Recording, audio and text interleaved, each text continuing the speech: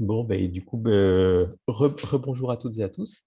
Est-ce que vous avez des attentes particulières quant à cette petite présentation, sachant que le but du jeu, c'est de parler de réseau, d'animation de réseau. Est-ce que déjà, pour démarrer, vous auriez des points en disant, tiens, ça, j'aimerais bien que si tu pouvais zoomer sur ce problème-là ou sur cette question-là, ça pourrait m'intéresser.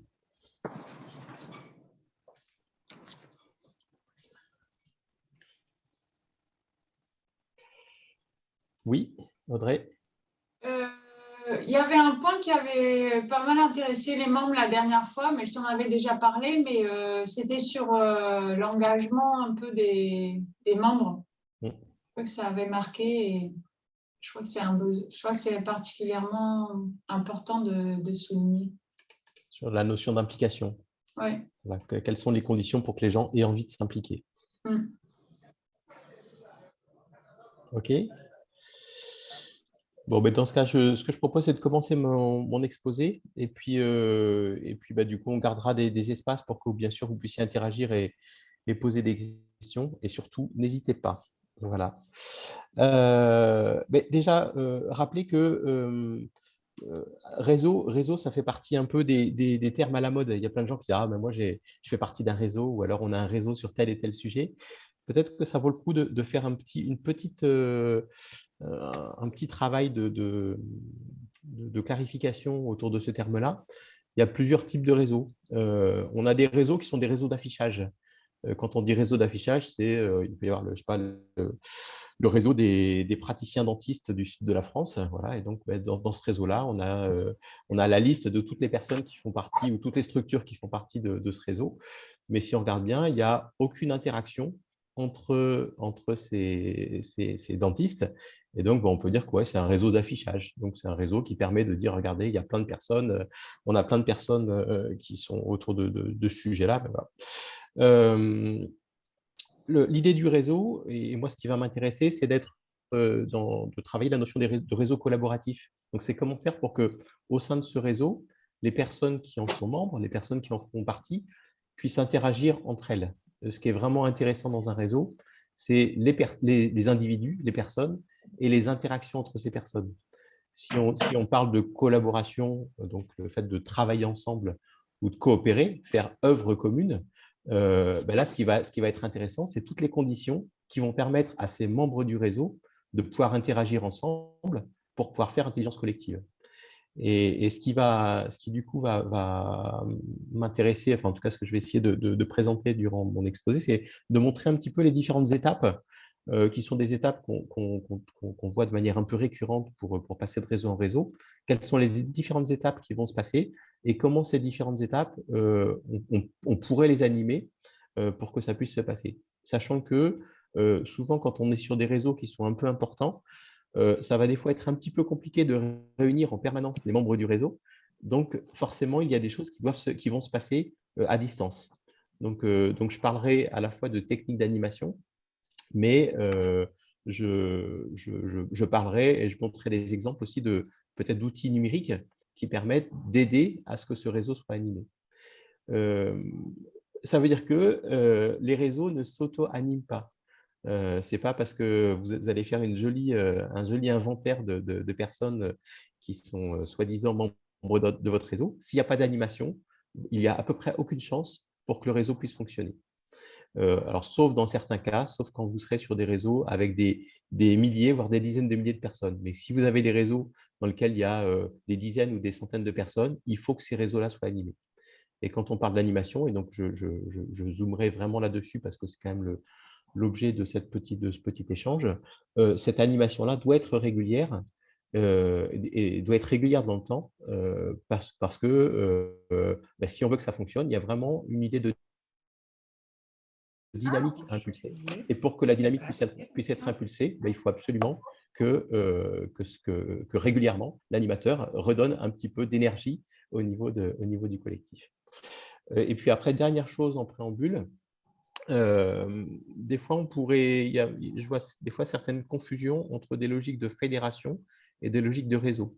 Dans les logiques de fédération, vous avez plutôt, on est plutôt sur des fonctionnements qui sont relativement pyramidaux, relativement hiérarchiques, avec les responsables de la fédération qui vont définir des orientations et qui vont mettre en œuvre ces orientations dans la fédération. Contrairement au réseau, où le réseau, le projet du réseau va être cofabriqué par ses membres. Et l'animateur ne va être là que pour aider à ce que ce qui a été décidé par le réseau puisse fonctionner. Et donc, pour le formuler de manière un petit peu différente, on dit que les logiques fédératives se pilotent en intention, c'est-à-dire que quelques personnes ont l'intention que ça se passe comme ci, comme ça. Les réseaux se pilotent en attention. Donc là, les animateurs de réseau doivent être en attention par rapport à ce que font les membres du réseau et leurs besoins pour du coup fabriquer des processus qui vont permettre de mettre en œuvre ce qu'ils auront repéré dans les modalités enfin, en tout cas concernant les besoins des membres du réseau. Et dernier point, le dernier point, c'est plus concernant la place des structures ou des individus dans les réseaux.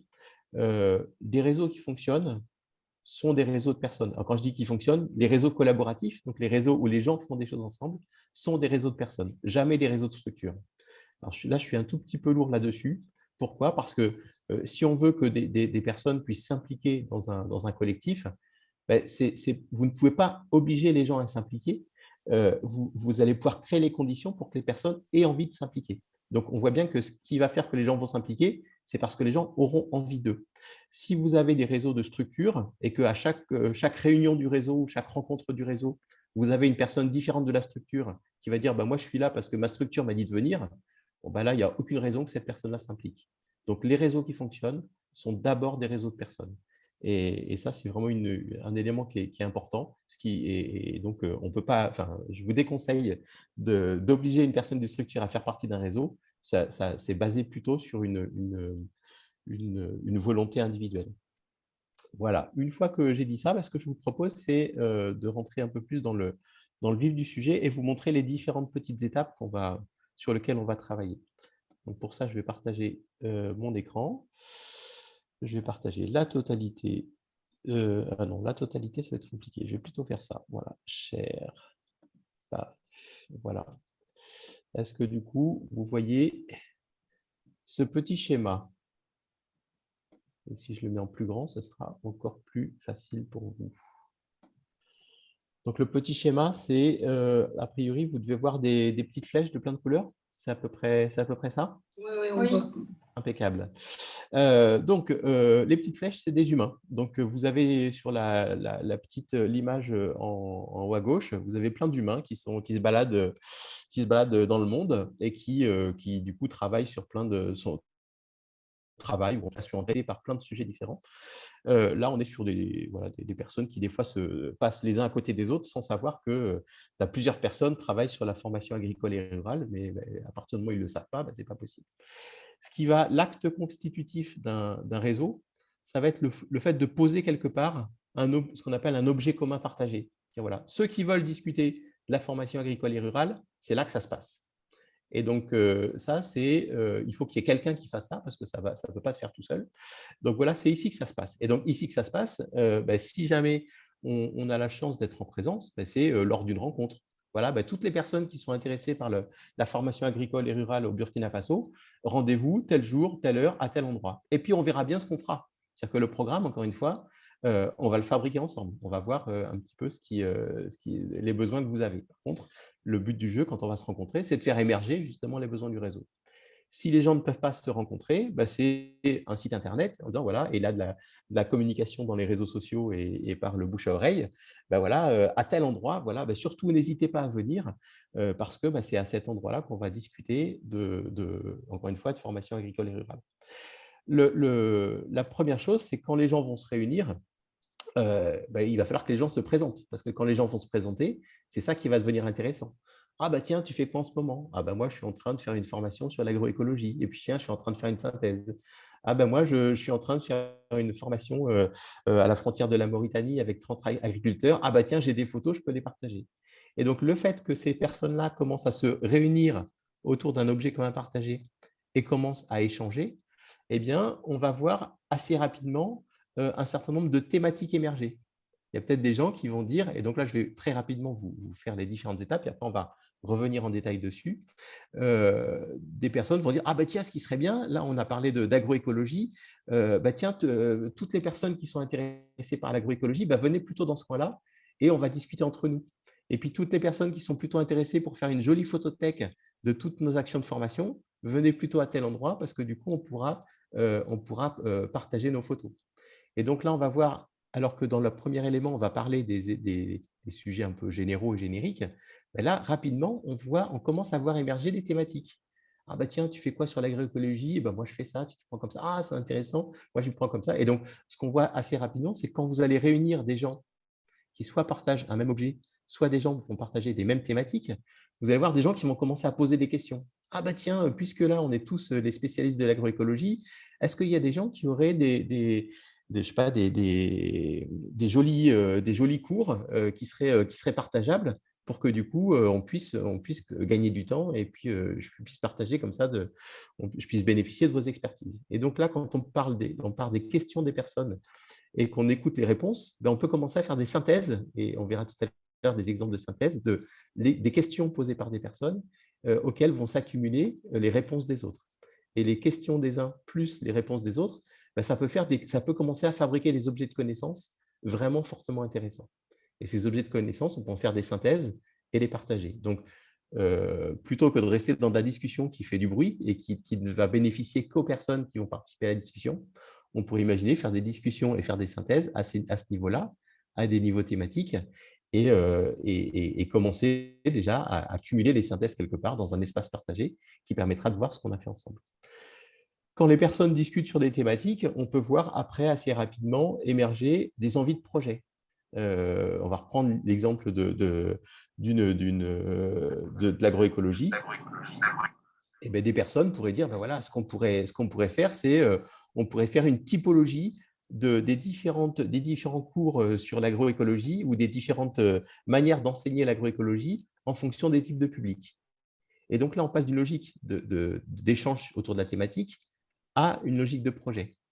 Et donc, on va voir petit à petit des personnes qui vont dire, ah bah tiens, ce qui est super intéressant, c'est que voilà, il faudrait qu'on fasse, donc on va commencer par faire la compilation de toutes les modalités de formation autour de l'agroécologie, et puis ensuite, on va en faire une typologie en fonction des types de publics, et puis peut-être que, allez, on va faire une publication qui va faire une synthèse de ça, qu'on va pouvoir partager. Et donc, on commence à voir différents niveaux, des discussions générales, des discussions thématiques, du travail sur des projets, et puis, ben, ces contenus-là, petit à petit, vont sortir du réseau. C'est-à-dire que là, ces éléments-là vont être échangés au sein du réseau. Et dans notre exemple, c'était le réseau phare. Puis petit à petit, ben, tous les contenus vont sortir à l'extérieur. Et ce qui fait que ben, le réseau, petit à petit, va se mettre en interaction avec d'autres réseaux. Les grosses flèches orange indiquent que ben, voilà, tout ce qui sort du réseau phare, c'est super intéressant.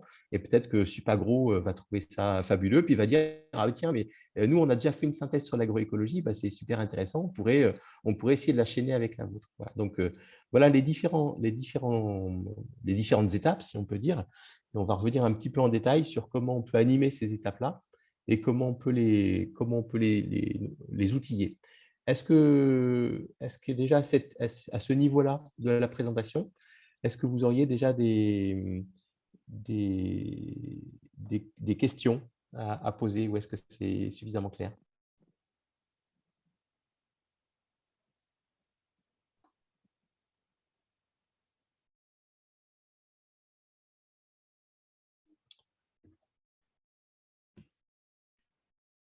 Euh, Allô? Oui, oui, je t'entends. Oui, oui, Laurent, est-ce que tu peux revenir un peu sur le réseau de personnes et Oui, et le réseau de structures? oui, Parce qu'en fait, si je prends le Farsen, mhm, Farsen rassemble les deux. C'est un réseau de personnes et un réseau de structures. Donc, il y oui, a des personnes euh, qui sont membres d'une manière individuelle, les gens viennent, mais il y a aussi des structures aussi qui viennent. Il est vrai qu'au niveau des structures, par exemple, une personne, bon, un représentant d'une structure peut changer d'une assemblée générale à une autre. Donc, dans ce cas-là, est-ce qu'il y a quand même, est-ce que tu as des expériences à partager, quoi? L'expérience, c'est que faisons l'hypothèse qu'effectivement, tu as une structure qui est là et à chaque assemblée générale, tu as une personne différente. Mais ce qui peut se passer, c'est que la personne précédente était vraiment passionnée par le sujet et passionnée par le réseau, avait vraiment envie de faire des actions communes et avait envie d'échanger. Et puis, il se trouve que cette personne-là n'est plus là, mais par contre, elle est toujours passionnée. Enfin, elle n'est plus là, elle n'est plus mandatée par sa structure. Par contre, elle est toujours passionnée par le sujet. C'est vraiment dommage. Petit 1, c'est déjà vraiment dommage qu'elle ne soit plus dans le réseau. Et ensuite, faisons l'hypothèse que ensuite, cette structure a missionné une autre personne pour venir dans le réseau. Et cette personne-là, elle n'a pas du tout envie d'échanger avec d'autres personnes. Elle n'a pas le temps. Elle n'a pas, enfin, l'idée du réseau, elle n'en voit pas forcément l'intérêt. Donc, sa structure en voit l'intérêt, mais elle n'en voit pas l'intérêt. Tu vas avoir un fantôme dans ton réseau qui, certes, va venir, mais ne va participer à peu près à rien du tout. Un réseau fonctionne parce que les gens s'impliquent et ont envie de s'impliquer.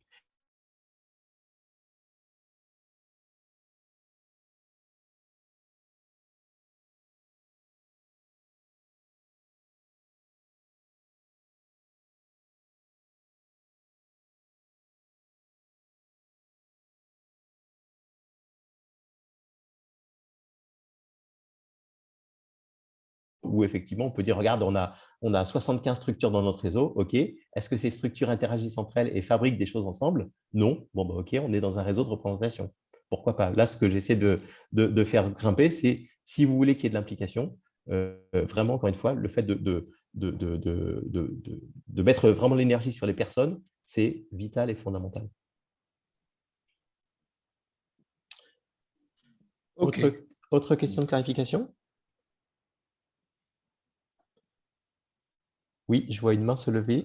Oui, moi j'ai plutôt une question par rapport aux besoins des membres de réseau. Une fois qu'on réunit les acteurs au sein d'un réseau, comment faire pour pouvoir recueillir les besoins? Alors voilà, pour pouvoir définir je vais vous montrer les... Parce que d'un pays à l'autre, Je vais voilà, vous montrer des exemples. les réalités sont Tout à différentes. fait. Je vais vous montrer des exemples dans très peu de temps de ça. Okay. Merci. J'ai vu une autre main levée. Oui, c'est Véronique. Moi, ma préoccupation, c'est dans le cas où le réseau est constitué que des structures, et ce sont les responsables de ces structures qui sont... Au fait, les courriers sont souvent adressés, les courriers de participation aux réunions sont souvent adressés aux responsables de ces centres, de ces structures. Dans ce cas, pour que ça fonctionne bien, est-il nécessaire de préciser dans le courrier toujours le nom de la personne qui doit toujours représenter la structure pour que ça ne soit pas toujours de façon changeante? Alors, le conseil là-dessus, c'est d'envoyer, si c'est possible, l'information directement à la personne et non pas à la structure. Donc, la structure peut être en copie, mais encore une fois, c'est la personne qui va faire qu'elle va s'impliquer. Donc là, il y a deux solutions. Une solution, c'est petit 1, d'envoyer directement à la personne, en copier la structure, et aussi de fabriquer des espaces, notamment numériques, qui sont accessibles à tous les membres du réseau. Et à partir du moment où tu as ces espaces, c'est par exemple ce qu'on avait fait pour les rencontres du réseau phare quand on s'est rencontrés la fois dernière. À partir du moment où tu as un espace qui est accessible à tous, les personnes qui sont intéressées par le réseau, ils peuvent y aller indépendamment de leur structure. Et ce qu'on voit là-dessus, c'est que dans certaines structures, on a des réseaux de circulation d'informations qui font que pour envoyer une info, il faut passer par le chef qui ensuite va envoyer à ses subalternes, à ses subordonnés. Ça, si tu veux que ton réseau soit bloqué, c'est l'idéal. donc, petit 1, envoyer directement à la personne et mettre la structure en copie. Voilà, mais en tout cas, c'est la personne qui fait partie du réseau. Et ensuite, de fabriquer des espaces web accessibles aux membres du réseau sans qu'il n'ait besoin de l'autorisation de personne. Et ça, c'est ça qui permettra du coup de plus facilement de pouvoir accéder à l'information. Si vous voulez, je peux vous montrer des exemples très concrets de ça, et à la fois de comment on fait pour recueillir les besoins et comment on fabrique des petits espaces, notamment des espaces numériques, qui permettent aux personnes de pouvoir interagir. Donc, je vais reprendre un partage d'écran. Je vais partager tout mon écran. Voilà, tac, ça c'est pas... S'il vous plaît. Oui. Non, en fait, je voulais réagir à la question donc, de la PCFAR Safari. Et en fait, moi, je suis d'accord avec votre position, mais il faut aussi prendre en compte un certain nombre de particularités pour certains pays, ou tout moins pour certains responsables de réseau. Vous savez que souvent, quand on veut faire donc, des invitations à une tierce personne et que l'on lui envoie directement l'invitation, ça peut créer aussi des conflits entre ce dernier et puis la structure. Il y a beaucoup d'exemples. Hein. Moi, je sais que en ce qui me concerne, il y a eu donc des ateliers du réseau où j'ai reçu les invitations au nom donc du réseau pour participer. J'ai été reçu l'invitation nommément. L'invitation m'a été adressée pour que je puisse participer à l'activité. Mais la hiérarchie donc a bloqué cela. Quand c'est arrivé, moi j'avais déjà l'information, mais tant que la hiérarchie ne m'envoie pas le courrier officiellement, je ne peux pas y aller. Donc, comment est-ce qu'on a pu aller donc à cela? Et ça veut dire que l'invitation est toujours adressée à la structure. Mais maintenant, à l'intérieur donc de l'invitation, on prend le soin donc de préciser qui avait déjà représenté donc votre structure à telle activité, telle activité. Ça veut dire qu'on envoie l'invitation officiellement donc au premier responsable donc, de la structure. Et maintenant, on prend le soin donc de préciser que bon, et pour cette activité, M. X avait eu la chance donc, de participer au premier truc. Donc, ça veut dire que, étant donné que c'est une continuité, bon, là, ça permet facilement à la personne donc, de revenir. Quoi. C'est bien que ça puisse. Maintenant, ça dépend des humains, donc des premiers responsables souvent de ces structures. Tout à fait. Donc, très bonne remarque. Donc, effectivement, cette remarque-là, on voit que après, il y aura de la diplomatie à mettre en œuvre pour que ça puisse passer. Moi, le message que je veux faire passer, c'est que l'enjeu, c'est justement de revenir à des logiques d'humain entre humains.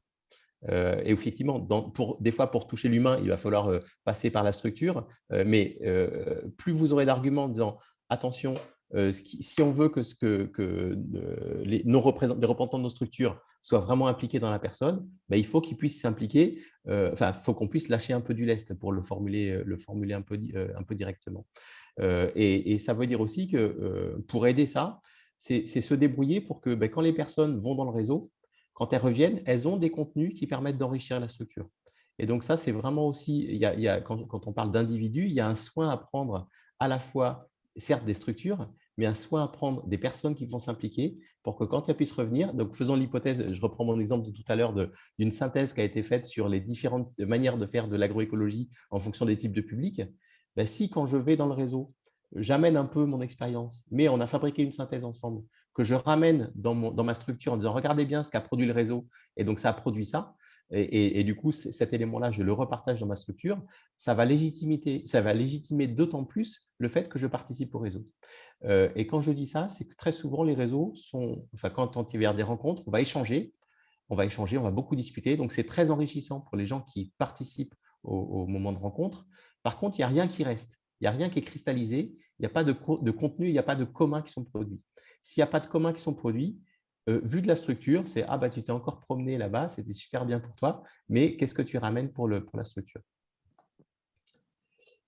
Et je vois une main se lever. Et juste après cette question, je propose de reprendre le petit déroulé de mon exposé. OK. J'aimerais savoir, au fait, au niveau de l'APCFAR ici, c'est rien que des structures qui constituent le réseau. Donc, j'aimerais demander votre avis si c'est la bonne manière, ce que j'ai proposé. Parce qu'on a mis en place un comité de mobilisation de ressources pour la mise en œuvre des actions du plan stratégique de la PCFAR. Donc, à une réunion, ceux qui constituent le comité, les structures envoient d'autres personnes. Et ça c'est pourquoi je reviens sur le sujet. Ça casse la poursuite des discussions. Donc, on a décidé d'envoyer officiellement une note à chaque structure et préciser que si cette personne n'est pas disponible, il ne peut pas être remplacé par une autre. Mais par exemple, au niveau des structures des ministères partenaires, des ministères tutelles de l'APCFA, ce qu'on fait, c'est pour voir si c'est la bonne manière. Quand on envoie l'invitation au ministère, on précise la direction et on précise que celui qui doit participer à la réunion est celui qui a connaissance des dossiers de la FAR. C'est comme ça on précise dans le courrier. Et l'invitation, bien sûr, on informe l'intéressé même et le courrier passe au ministère et il participe à nos échanges. Donc, c'est pour voir si c'est la bonne manière ou bien déjà les structures se sentent... Il y a un souci au niveau des structures à qui on précise les conditions pour que les individus puissent participer aux échanges.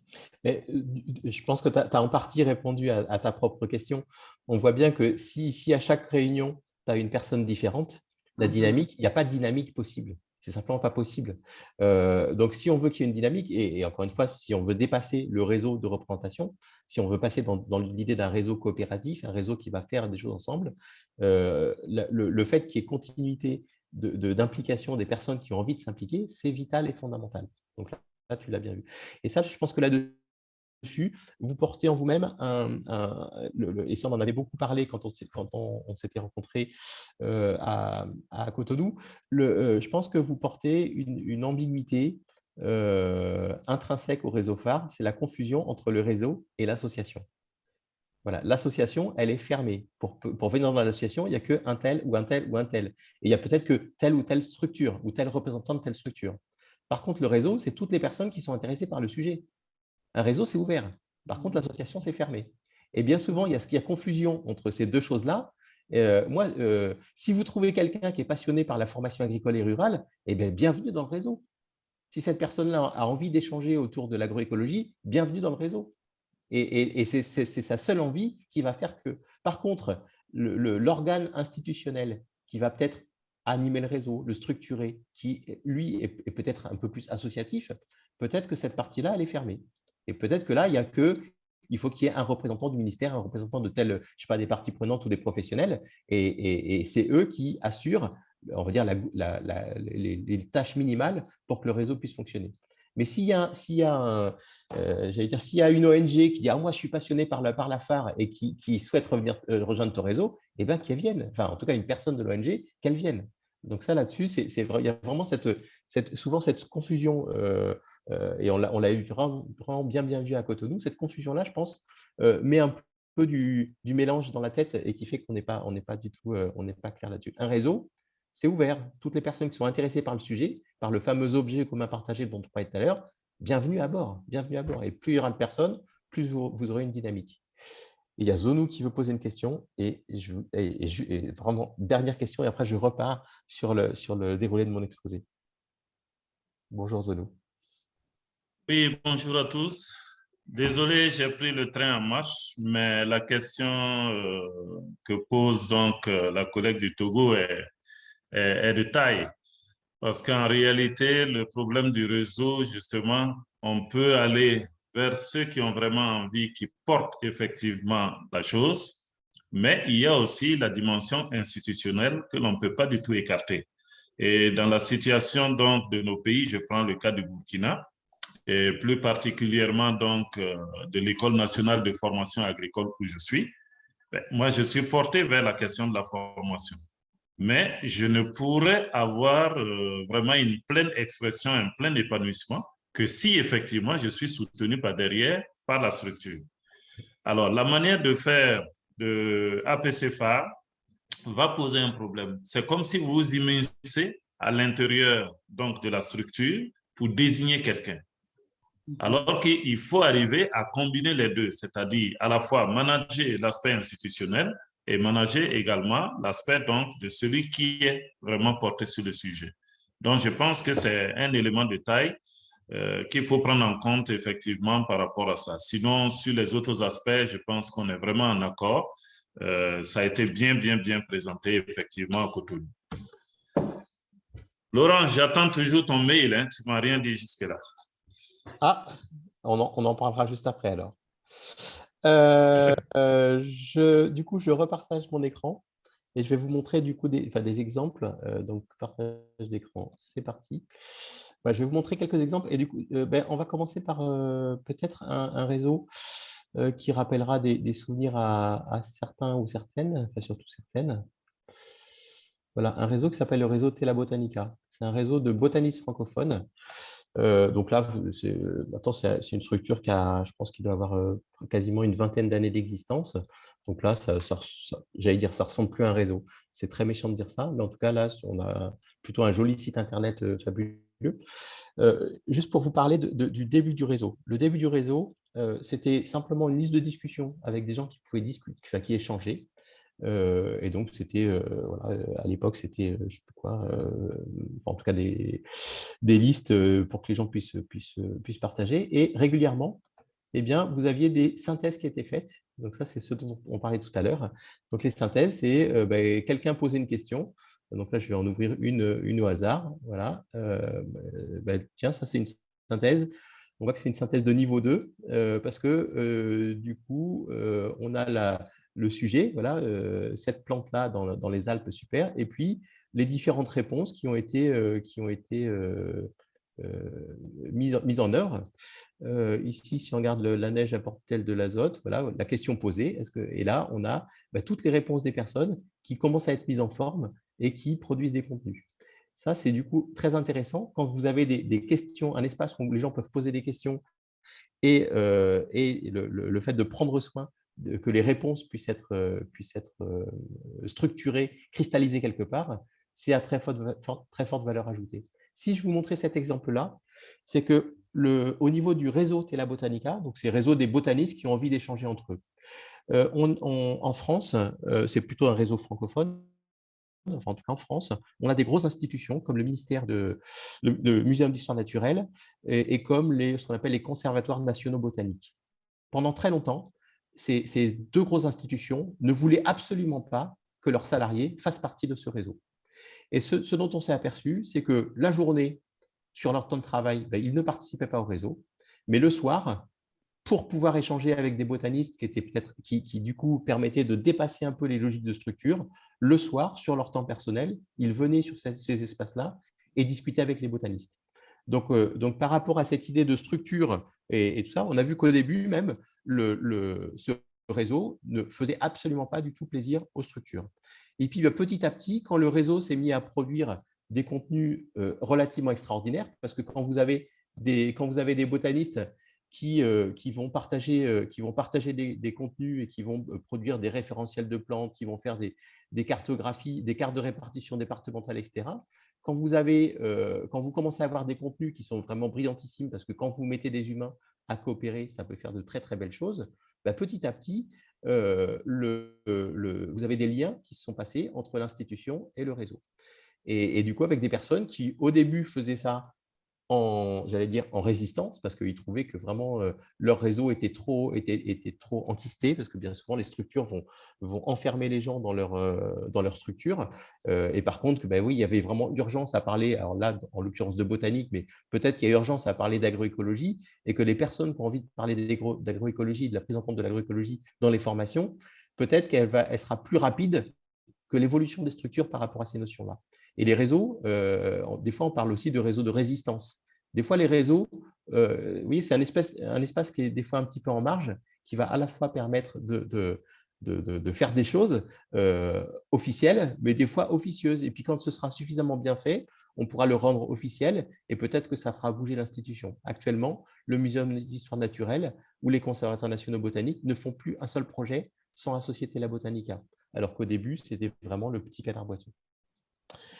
Je reviens sur un autre exemple. Donc ça, c'est un exemple d'un réseau de personnes qui sont des passionnés de la quinoa. Et donc, le premier travail qui a été fait, c'est voilà, vous êtes intéressé par la quinoa, on a envoyé un mail à toutes les personnes, et donc la bouche à oreille, allez-y, envoyez ça partout. Si jamais vous êtes intéressé par ça, venez remplir une petite fiche pour vous décrire. Et là, on a fait une petite fiche comme ça en disant voilà, qui est-ce que tu es, tac, tac, tac, tac, c'est quoi ta fonction, enfin, Et là, on voit que ce dont on parle, c'est encore une fois des personnes. Dans quelle institution tu es? Voilà, donc ça, c'est la partie un petit peu de base. Ensuite, quelles sont les compétences? Qu'est-ce que tu es prêt à partager dans le réseau? Donc, qu'est-ce que tu sais faire que tu as envie de mettre en partage? Ben voilà, ben moi, je travaille sur tel sujet, voilà mes thèmes d'expertise, voilà de quelle langue je parle. Et qu'est-ce que tu viens chercher dans le réseau? Et donc ça, c'est par rapport à la question tout à l'heure, il me semble que c'était Zonou, non, ce n'est pas Zonou, c'est une autre personne. Comment on fait pour recueillir les attentes? Ben, qu'est-ce que vous attendez d'un réseau de collaboration sur le quinoa? Quel intérêt trouvez-vous à fonctionner en réseau? Quelles suggestions pour un fonctionnement de réseau? Quels sont les outils dont vous auriez besoin? Quels sont les champs d'expertise que vous souhaiteriez renforcer? Et ça, ce questionnaire-là, le fait de poser les questions, on en fait la synthèse et en fonction des réponses qui vont sortir, les premières actions seront les actions qui auront été déterminées comme hyper pertinentes par les membres du réseau. Et le fait que dès que les gens remplissent ça, ça va nous générer automatiquement une carte des membres. Et de cette manière-là, je vais pouvoir dire, bah, tiens, ah super, je vois que je pensais que j'étais tout seul à travailler sur la transformation post-récolte. En fait, on est 60. Et puis, bah, du coup, je peux voir les personnes qui sont proches de chez moi, mais je peux dire, bah, tiens, j'aimerais bien voir des gens qui sont spécialistes de ça dans des centres de recherche. Et vous voyez que déjà, on peut commencer, on filtre un petit peu. Et puis, j'aimerais pouvoir échanger avec eux, et sachant que moi, je parle plutôt l'espagnol, donc avec qui je peux discuter, on voit que c'est ces personnes-là. Et donc, le fait qu'on permette aux membres du réseau de voir qui fait partie du réseau et de leur permettre d'échanger directement entre eux, on va s'apercevoir que ces gens-là, ils vont commencer à échanger entre eux. C'est très simple. Parce que le fait de savoir que, bah oui, là, si on regarde bien, alors qu'au début, on avait, si je décoche la totalité, on avait à peu près 295 membres du réseau. Là, on a vu que, vu les questions que j'ai posées, il y a seules 6 personnes avec qui je vais pouvoir échanger. Et donc, on voit que si on dit, voilà, moi, je m'intéresse à la formation et plutôt la formation sur les marchés et les filières, voilà, là, on peut commencer à faire un groupe de travail sur ce sujet. Et là, il y a 7 personnes qu'il convient de mettre en lien et qui peut-être vont se mettre en lien toutes seules. Donc, c'est ça qui est important avec ces petits outils qui permettent du coup donc là, je peux comme ça avoir la liste des membres, les chercher dans tous les sens, etc. Et donc, si vous permettez aux membres du réseau de se voir et de se reconnaître, ils vont commencer à échanger entre eux. Donc ça, c'est plutôt intéressant. Et puis là, si on regarde un petit cran plus loin, voilà, ils ont dit, ce qui serait bien, c'est de commencer à saisir. Donc là, on est plutôt dans une logique de projet. Ce serait bien qu'on fasse on ait une visualisation de tous nos centres d'expérimentation, tous les endroits où on expérimente autour de la quinoa. Et voilà, ils ont fabriqué ça. Donc ça, c'est une logique de projet. Donc c'est un petit groupe qui a dit, nous, on voudrait faire un travail. Et puis là, le fait qu'ils aient du matériel sur les endroits où c'est en zone saline et tout ça, on pourrait faire une comparaison de quelles sont les pratiques culturales en zone où il y a de la salinisée ou en zone où il n'y a pas de sel au niveau des sols. Donc, voilà un petit exemple. Alors, à la fois, donc, si on regarde là, par rapport à mes petites flèches, le fait que ces petites flèches puissent du coup se connaître et se reconnaître et échanger entre eux. Et je vais vous donner un exemple d'un endroit où les gens puissent échanger. Alors, non, on va plutôt le regarder ici, voilà. Donc ça, c'est le premier outil qu'on a vu, c'était un wiki qui permet du coup très facilement de fabriquer comme ça des petits annuaires. Ça, c'est un réseau national sur les ressourceries, donc on change complètement de sujet. Là, ils ont mis en place un petit système de forum qui est chaîné avec les mails. Donc, les personnes peuvent soit interagir sur le forum, tout ça. Voilà. Si vous avez une question, c'est à cet endroit qu'il faut la poser. Donc là, voilà, comment vous avez géré le Covid-19 dans votre structure? Voilà, on pose la question et puis il y a des personnes qui vont, comme ça, de cette manière-là, rajouter des réponses. Et ça, ces réponses-là, assez régulièrement, pareil, il y a des synthèses qui sont faites. Et là, on voit ici toutes les réponses qui ont été posées avec a priori, si on fait la somme de toutes les réponses, c'est bon. La question est résolue. Par contre, si on regarde ici, ça, c'est des questions qui sont posées et qui sont encore en cours de résolution. Et puis là, la question est posée et il n'y a toujours pas de réponse. Donc là, le fait d'avoir ça, ça permet à toutes les personnes qui ont participé à la discussion de dire, voilà, faisons l'hypothèse, je reviens dans ma structure. Voilà, quels sont les impôts commerciaux associés aux ressourceries. Je peux revenir ayant participé à ce réseau, je peux revenir dans ma structure enrichie des réponses qui seront passées au niveau du réseau. Voilà quelques exemples voilà. Et donc, si je reviens sur cet exemple de réseau, voilà, là, on a un espace. Et donc, ça, c'est vraiment une dimension qui est vitale. C'est quel est l'espace pour que les gens du réseau puissent discuter entre eux. Et donc là, ça peut être… Donc là, on a plutôt besoin d'avoir des logiciels qui permettent de pouvoir coopérer de manière très simple. Voilà, ici, voilà, je découvre tous les outils à notre service. Je veux accéder au forum, je clique là-dessus, je vais accéder au forum. Je veux revenir sur toutes les réponses auxquelles on a… je veux voir toutes les personnes qui sont sur le territoire. Ben voilà, si je clique là-dessus, je dois pouvoir voir la carte de tous les membres du réseau. Donc là, c'est vraiment, vous voyez, que j'aille d'un réseau à l'autre, on va pouvoir échanger. Tiens, là, il y a des commissions de travail. Il y a la commission sur les partenariats économiques. Ben voilà, si je vais là-dessus, je vais voir quels sont les membres, les contenus échangés. Et donc, j'ai des espaces qui permettent de travailler sans avoir à passer par ma structure. Et ça, par rapport, et ça n'enlève pas du tout la remarque qui a été faite tout à l'heure sur la dimension de diplomatie, mais le fait qu'après les gens aient un espace, les membres du réseau aient un espace pour qu'ils puissent travailler entre eux directement, c'est relativement efficace. Voilà, un autre exemple, là c'est un groupe que j'anime sur les villes durables, enfin que j'aide à animer, pardon, sur les villes durables. Voilà, du coup, là on a plein de contenu. Et là, hier, ils viennent de faire une petite séquence de partage d'expériences. Voilà, donc ils ont partagé plein d'expériences de coopération interdisciplinaire. Et en 30 minutes, voilà, toutes les expériences qu'on a partagées. Et ces expériences-là, on va pouvoir commencer à en faire des typologies. Et là, on va commencer à voir toutes celles où l'interaction était exceptionnelle ou les endroits où l'interaction était très mauvaise entre les disciplines. Et on va maintenant analyser les raisons qui vont faire que… Donc là, pour l'instant, on va dire qu'on était sur un début de projet et ce projet-là va grandir, mais uniquement par cet espace web. Donc le fait qu'on ne passe plus par les mails dans cette structure-là fait que, pareil, même s'il faut respecter encore une fois la diplomatie des structures, les humains qui ont envie de travailler peuvent travailler. Voilà quelques petits exemples. Est-ce qu'à ce niveau-là, vous avez des questions? Est-ce que ça éclaire certaines?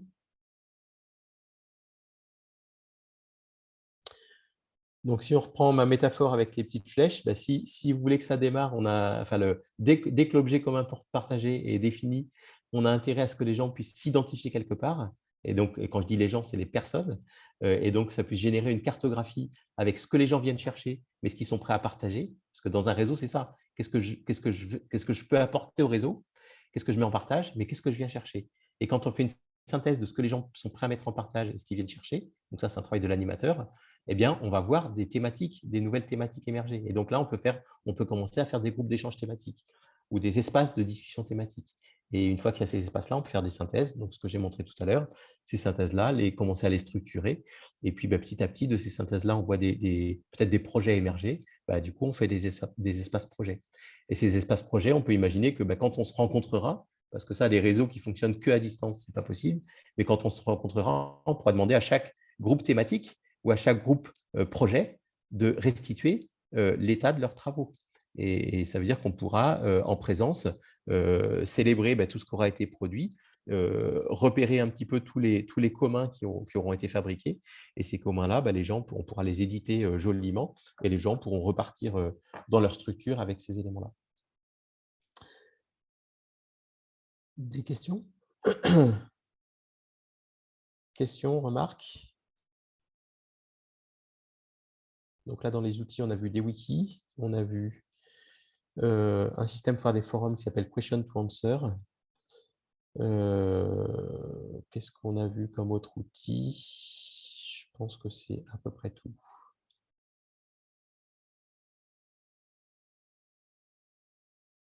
Pas de questions? S'il n'y a pas de questions, oui, je vois une main se lever. Oui, tu m'entends? Oui, très bien. Oui, non, c'est que, en fait, j'ai l'impression quand même que sur le continent africain, les réseaux, ça passe quand même plus par l'oral ou le WhatsApp ou des outils comme ça. Et les outils comme les wikis et autres, c'est moins pratique. C'est pour ça qu'au réseau phare, on n'a pas encore développé ça, parce qu'on voilà, ajouter encore un nouvel outil. Tout le monde n'a pas la connexion, tout le monde n'est pas à l'aise avec l'ordinateur. Donc, il y a quand même cet aspect-là à prendre en compte. Donc, peut-être chercher un peu d'autres outils qui peuvent être vraiment où les membres peuvent avoir accès, mais pas forcément un site web, quoi. Alors, là-dessus, pour travailler pas mal avec des personnes qui sont en Afrique, ce qu'on voit, c'est que, grosso modo, les gens arrivent à se connecter, alors pas en permanence, mais assez régulièrement.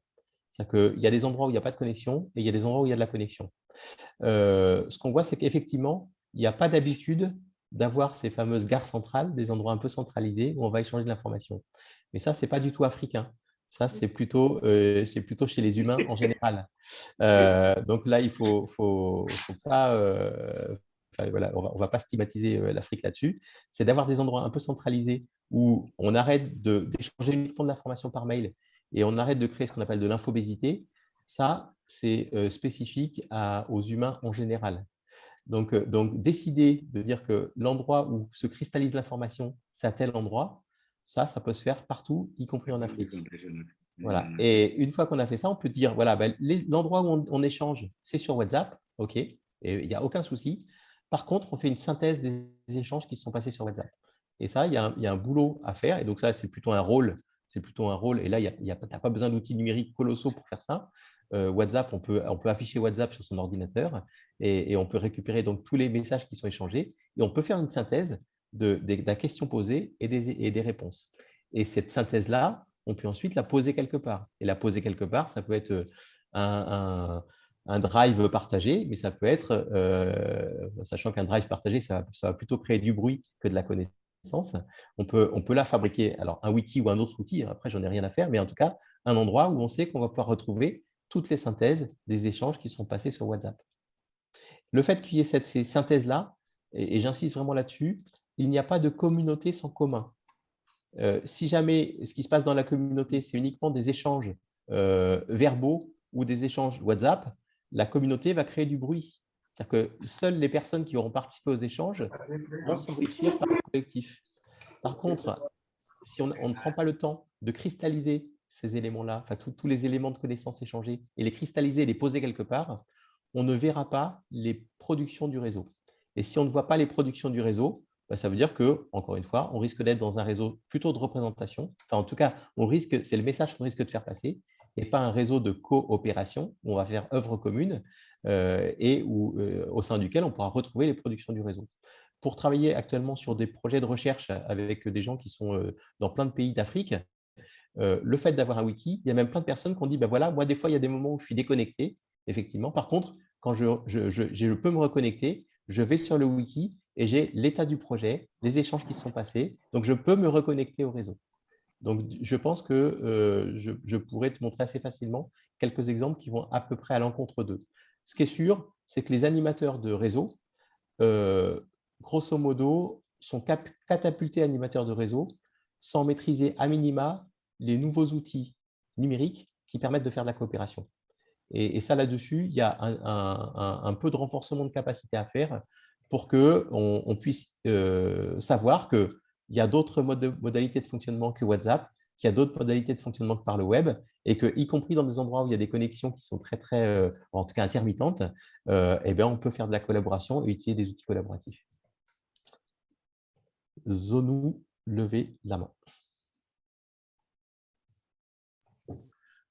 Oui, merci Laurent. Effectivement, l'ensemble des outils qui ont été présentés sont assez pertinents, mais comme le relevait Marie, je crois qu'effectivement, les gens sont beaucoup plus enclins à d'autres modes tels que les WhatsApp et puis voilà, les mails et autres. Mais ça n'empêche que effectivement ces outils-là, au fur et à mesure qu'on évolue, que l'on puisse les intégrer avec un petit accompagnement, bon, ça peut permettre de faciliter. Moi, en fait, ce que je vois, c'est en quoi est-ce que ces nouveaux outils-là vont faciliter effectivement la communication. Si effectivement ça participe pour beaucoup, autant effectivement aller vers ça et essayer de se donner les moyens de l'avoir. Par contre, j'ai un petit souci parce que si je prends par exemple le réseau phare Burkina, nous avons deux grands ensembles. On a les institutions de formation et nous avons ceux de la profession agricole. Donc, on a deux grands ensembles comme ça. Alors maintenant, ces outils-là, je pense que l'on peut les utiliser avec d'un côté les institutions de formation et de l'autre également la profession. Et maintenant, à partir des éléments qu'on aurait collectés et qu'on aurait documentés, on pourra maintenant dégager effectivement le projet commun qui permettra dans un second temps de relier ces deux groupes-là. Donc, c'est à ça que ça me faisait penser un peu ce que tu étais en train de dire. Donc ça peut être tout à fait effectivement, donc deux choses. La première chose, c'est il est fondamental de partir des pratiques numériques des personnes. Donc, si effectivement, dans les groupes, on s'aperçoit que l'espace pour échanger, c'est WhatsApp, eh bien, partons de WhatsApp. Par contre, là, ce qu'on voit, c'est que l'étape suivante, c'est si on ne veut pas que les échanges qu'on a eus sur WhatsApp ne restent que du bruit, il faut faire des synthèses. Il faut que ces synthèses, on puisse les retrouver quelque part. Donc ça, on n'est pas là dans du numérique, on est dans de la posture d'animation. Et le fait de faire ces synthèses-là et que ces synthèses-là, on puisse les retrouver, ça, enfin, encore une fois, c'est plutôt lié à une nouvelle pratique de WhatsApp. Donc, c'est une nouvelle manière d'utiliser ces outils-là.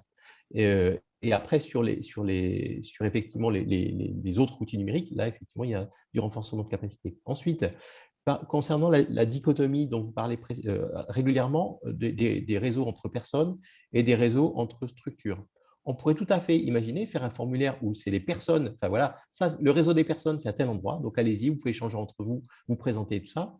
Et puis un endroit où c'est les structures qui peuvent se présenter, avec leurs représentants des structures et tout. Et on peut faire des espaces où les gens peuvent discuter, soit entre structures, soit entre personnes.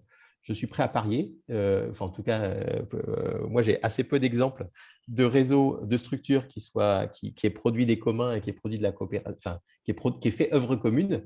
On est plutôt dans du regard croisé et de l'affichage. Et peut-être que c'est tout à fait pertinent, encore une fois. Mais encore une fois, si on veut faire monter nos réseaux dans un peu plus de collaboration, de coopération, cette dimension personne est fondamentale. Je suis lourd à dire ça et à le redire, mais il n'y a pas beaucoup d'exemples qui contredisent ça. Il y a deux autres mains qui se sont levées.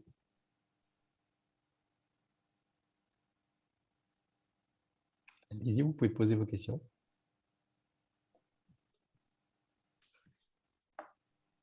Au fait, moi, je reviens par rapport à l'outil que tu viens de partager tout à l'heure, Wiki. Donc, vous avez dit, dans les...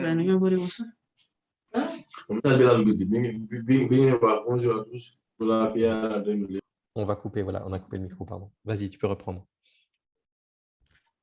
Donc, dans les explications, j'ai cru comprendre il se rouvre tout seul, quoi. Aïe, voilà. Pardon. Désolée, Véronique. Oui, qu'on peut passer les échanges effectués entre les membres du réseau sur WhatsApp, on peut aller et faire la synthèse sur l'outil. Et ça serait une façon de sauvegarder les échanges et pour que d'autres qui n'ont pas pu participer aux échanges puissent en profiter. Donc, j'aimerais, est-ce que normalement les animateurs de réseau, tu l'as bien dit, dans les explications doivent être renforcés pour pouvoir maîtriser cet outil. Au fait, comme Audrey l'a dit, les échanges entre les membres des réseaux, souvent, ce n'est pas question de stigmatiser l'Afrique, mais ça se passe souvent par WhatsApp. Audrey l'a si bien dit, c'est comme ça, nos plateformes d'échange, c'est WhatsApp. Mais ce qui est intéressant, moi, j'ai toujours soulevé ce problème à Marie, que les gens qui n'étaient pas sur la plateforme et qui adhèrent au réseau après n'ont pas accès aux anciennes informations qui étaient passées. C'était toujours ma doléance auprès de Marie. Et on est en train de trouver une solution, mais avec cet outil-là, votre micro ne fonctionne pas. Voilà, c'est bon, on a recoupé le micro. Avec cet outil, j'espère que le problème, c'est comme ça, ceux qui adhèrent à l'association après quelques années même puissent bénéficier des échanges qui étaient faits depuis un moment. C'est ce que j'ai cru comprendre, si j'ai bien compris. Oui, ça, ce que tu dis est vraiment fondamental. Ce qu'on voit, c'est qu'un réseau, c'est un processus. Et donc, le processus, il faut que les gens puissent arriver à n'importe quel moment du processus et pouvoir se reconnecter avec ce qui s'est passé précédemment. Sinon, les seules personnes qui vont échanger en temps réel ont l'impression de faire partie d'un réseau. Ceux qui vont venir plus tard vont perdre ces échanges-là. Et donc, il y a vraiment cette idée de pouvoir cristalliser ce qui est produit. Donc, vous vous rappelez, quand on s'était vu à Cotonou, je disais, OK, on a échangé, on fait la synthèse, on la met sur le wiki. Et j'ai été très lourd là-dessus. Le fait de faire ça, ça veut dire que oui, on a échangé. Et la vraie richesse, c'est l'échange. Et donc, par WhatsApp, lors des rencontres et tout ça, c'est fondamental.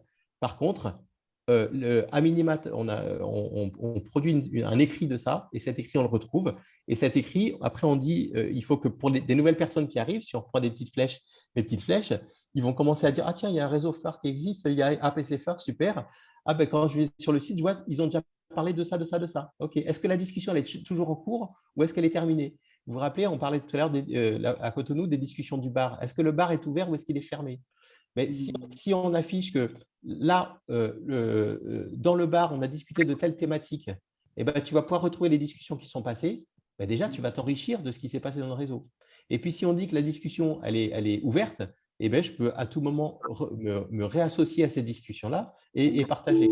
Et si on dit que le bar se passe sur WhatsApp, eh ben, je vais sur WhatsApp pour échanger. Il n'y a aucun souci. Mais par contre, si j'arrive dans un réseau et que je ne sais pas les discussions qui sont passées et je ne sais pas à quel endroit je peux discuter, et si je vais discuter dans le bar, j'ai la chance de venir de discuter pendant 2 heures, je discute pendant 2 heures, mais ce qui s'est raconté n'est pas synthétisé quelque part, le réseau n'avance pas. Ça n'avance pas. Et donc, la seule chose qu'on aura, c'est, et ça c'est une caractéristique des réseaux qui sont des réseaux plutôt de représentation, on a un annuaire des membres, point.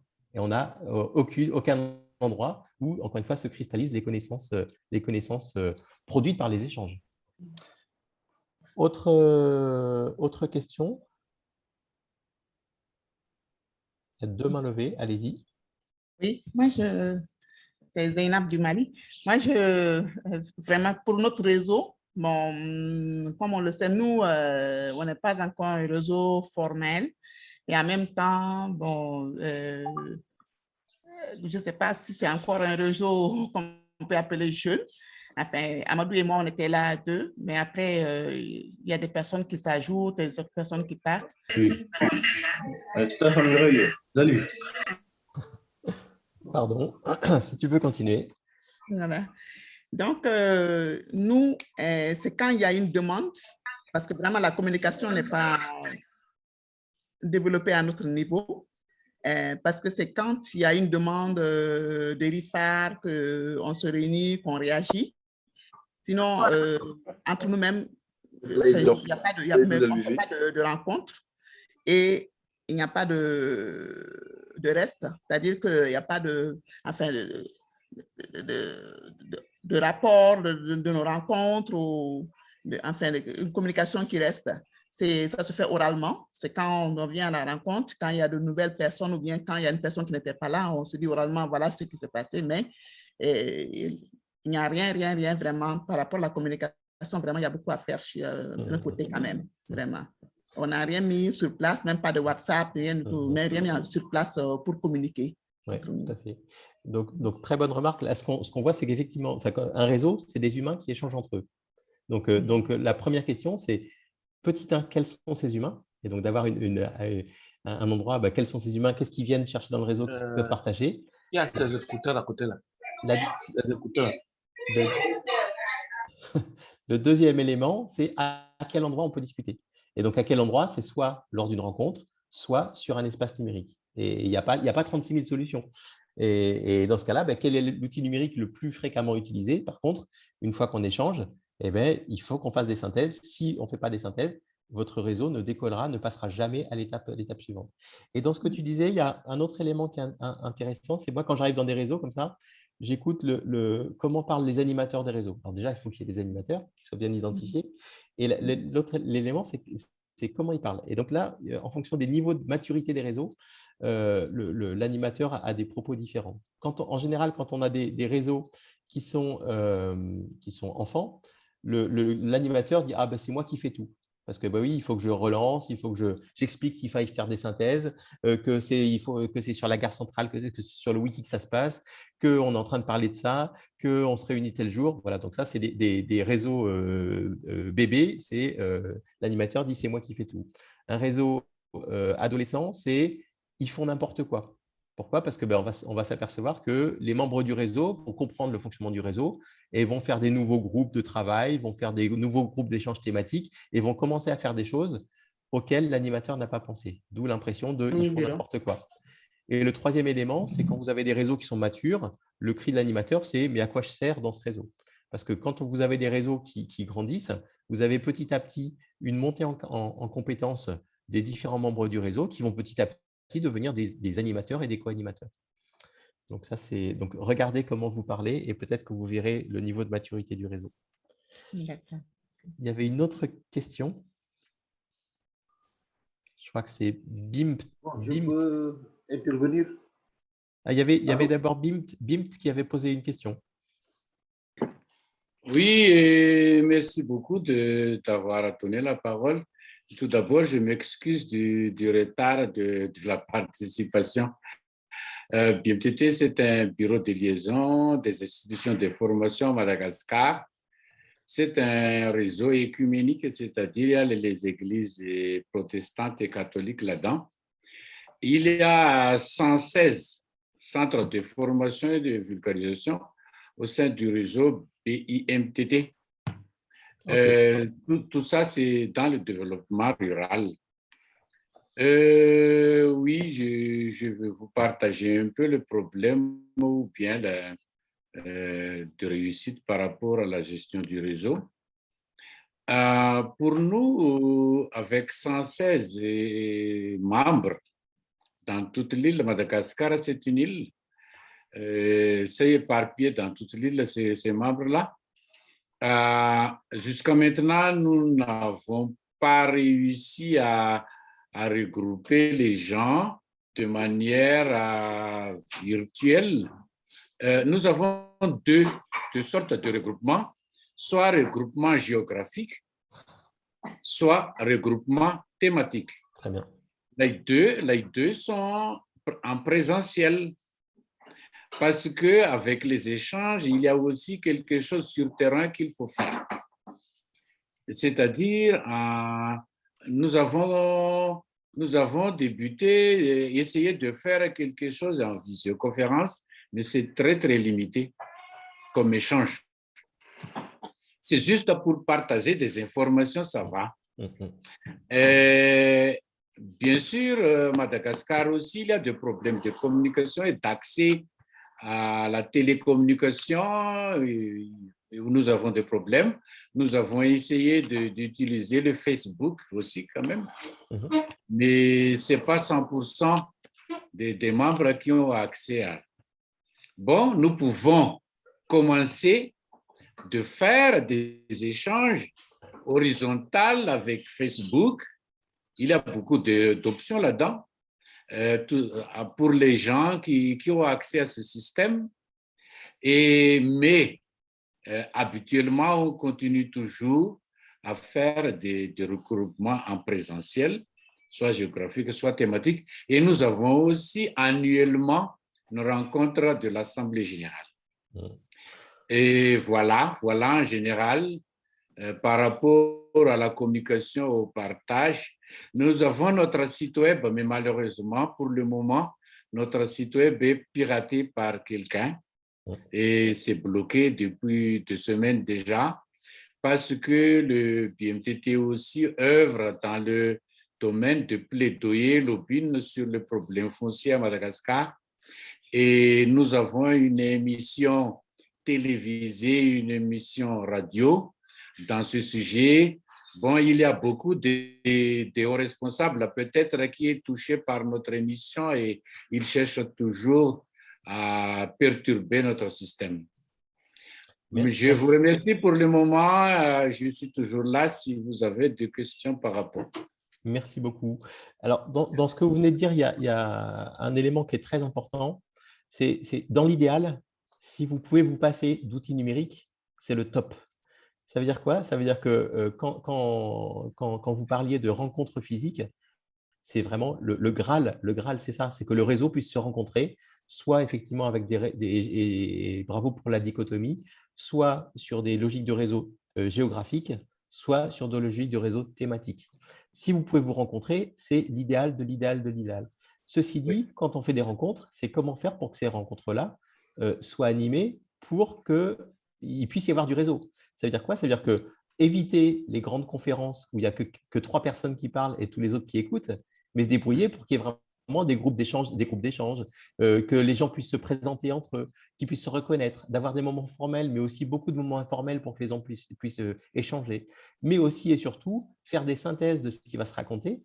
Et là, on peut imaginer qu'il y ait des preneurs de notes ou des preneurs de pépites, des échanges qui vont se passer, qu'on puisse faire des synthèses, qu'éventuellement ces synthèses, on puisse les faire en temps réel. Moi, je travaille sur des processus pour qu'en temps réel, on fasse les actes des rencontres, pour que quand les gens repartent, sur leur clé USB ou imprimée, ils repartent avec tout ce qui a été produit durant les échanges.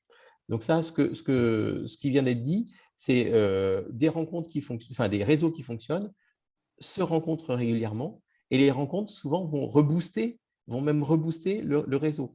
Et donc moi, je travaille beaucoup sur pour ceux qui ne peuvent pas travailler à distance, eh ben, c'est la présence qui sera privilégiée. Par contre, pour ceux qui peuvent faire de la présence et un peu de distance, ben, on va se débrouiller pour qu'on commence à faire monter la logique de réseau à distance, enfin la rencontre à distance, où les gens peuvent se présenter, commencer à échanger. Ensuite, en présence, là, on va être dans l'échange et la co-construction. Et les chantiers qu'on aura initiés en présence, on va se débrouiller pour que ça puisse continuer un peu à distance. Sur Facebook, sur WhatsApp et tout ça, on n'en a rien à faire. Mais en tout cas, on est très clair en repartant de la présence que c'est à tel endroit que ça va se passer. Voilà. Donc merci pour cette précision. Juste une dernière intervention à vous partager. La réunion présidentielle, c'est très intéressant, mais ça coûte cher, très, très cher. Et ça nous oblige de chercher des partenaires financiers pour nous appuyer. Tout à fait. Ça. Ouais, complètement. OK. Donc là, du coup, effectivement, moi là-dessus, j'ai absolument aucun conseil à donner. Le truc, c'est effectivement de s'adapter au contexte local et aux disponibilités financières. Après, ce qui est sûr, c'est que plus vous serez sur un sujet pointu, et notamment sur une thématique pointue, plus votre alter ego sera à l'autre bout du monde. Donc, plus vous travaillez sur un sujet pointu, plus le numérique ou alors des gros moyens financiers sont nécessaires. Bon, actuellement, comme les moyens financiers ont tendance enfin, sauf pour certains, donc avant qu'on ait récupéré l'argent aux personnes qui nous les ont volés, il va falloir peut-être qu'on se contente de bricoler avec du numérique. OK. Merci. Merci à toi. Je voudrais intervenir suite à l'intervention de notre ami du Madagascar. Parce qu'aujourd'hui, les outils, ce qu'on appelle les techniques de l'information et de la communication, nous ont donné des possibilités inouïes. Et même à partir du Covid aussi, nous nous sommes rendus compte qu'on peut faire énormément de choses bien fait, vite fait, sans pour autant se déplacer. Parce qu'aujourd'hui, je pense que moi, je ne peux pas accepter qu'un réseau ne puisse pas avoir un mailing list, ne puisse pas avoir un groupe WhatsApp ou un groupe Telegram, etc. Je pense que chaque réseau a l'obligation d'avoir un outil de communication. Et avec l'Internet, tout le monde se rend compte que la communication devient de moins en moins chère. Et la preuve, cette rencontre d'aujourd'hui, voilà, cette formation sous forme d'essence que nous sommes en train de faire, chacun est resté chez lui, peut-être même dans sa chambre ou dans son bureau, et en train d'échanger. Et ensuite, pour l'animation des réseaux, je pense qu'il est important, d'une manière assez régulière, peut-être une fois par mois, de pouvoir identifier une thématique sur laquelle échanger. Moi, je suis dans un réseau d'anciens étudiants, mais chaque mois, on lance une thématique et on demande aux membres qui veut intervenir, qui veut intervenir, partager son expérience. Et ensuite, avoir un groupe WhatsApp, Telegram et autres, peu importe le nom, permet d'échanger des informations réelles et surtout des informations utiles. Laurent a parlé d'un mot qui est important, c'est le niveau de maturité du groupe. Je pense que ça, c'est important. Parce que moi, personnellement, j'ai quitté plusieurs réseaux ou plusieurs groupes de WhatsApp de réseau parce qu'il y a énormément de déchets d'informations qu'on trouve. Du tout et du n'importe quoi. Et ce que j'appelle aujourd'hui les deux maladies, c'est ce que j'appelle transférite et partagite. Pour moi, aujourd'hui, c'est les deux maladies qui sont en train de gangréner les réseaux parce qu'on partage du n'importe quoi. Quand un réseau est mature, c'est-à-dire que quand chaque membre se sent responsable, dire que quand je partage quelque chose, c'est parce que ça entre dans l'objectif du réseau. À partir de ce moment-là, on peut faire du output, c'est-à-dire qu'on permet à tout le monde de transférer des documents. Mais sinon, il faut pour les réseaux des administrateurs et quand on veut partager quelque chose, on l'envoie aux administrateurs qui sont chargés de le partager. Et d'ailleurs, nous, à Farcem maintenant, chaque fois que nous avons une information à donner, etc., on passe, même pour les appels à projets, etc., on passe par le réseau, etc. Voilà un peu ce que je voulais donner comme contribution. Merci beaucoup. Donc, effectivement, pour que des réseaux fonctionnent, il faut des outils de communication asynchrone. Et effectivement, j'allais dire, le Covid nous a fait du bien. En tout cas, le Covid a montré à plein de personnes qu'il y avait du numérique qui permettait de pouvoir échanger. Quand on veut partager des ressources, là, je vais reprendre l'exemple du groupe sur la quinoa. Ce qui a été déterminé dans le cas, c'est qu'il est interdit de s'échanger des ressources par mail. Il est interdit de s'échanger des ressources par WhatsApp. Si jamais vous avez une ressource à partager, vous venez dans la partie sur l'espace, sur la partie ressources, vous allez si c'est une publication, dans la partie publication, et vous partagez une publication. Et le fait de faire ça, ça veut dire qu'on se fabrique une bibliothèque en commun. Et le fait de fabriquer une bibliothèque en commun, qui du coup va être commentée, va faire qu'on va avoir des ressources qui seront beaucoup plus… Petit à petit, on a ces ressources-là qui vont se cumuler les unes avec les autres. Et c'est beaucoup plus pertinent que d'utiliser les syndromes dont tu parlais tout à l'heure, la partagite et là, j'ai noté aussi dans un coin, la partagite et l'autre maladie. Transférite. Oui, la transférite. Voilà, exactement. Donc, on arrête de transférer. On vient poser ça sur l'espace du réseau. Et ça, maintenant, techniquement, c'est des choses qui sont assez faciles à faire. Ce que je vous propose, c'est du coup de reprendre très rapidement, je vais reprendre… Oui, Laurent, j'en profite du coup pour dire quand même que sur le site pas de Théa Botanica, mais du réseau phare, on peut proposer des ressources et les partager. Voilà, je dis juste, il y a ces espaces qui le permettent. Ok, merci.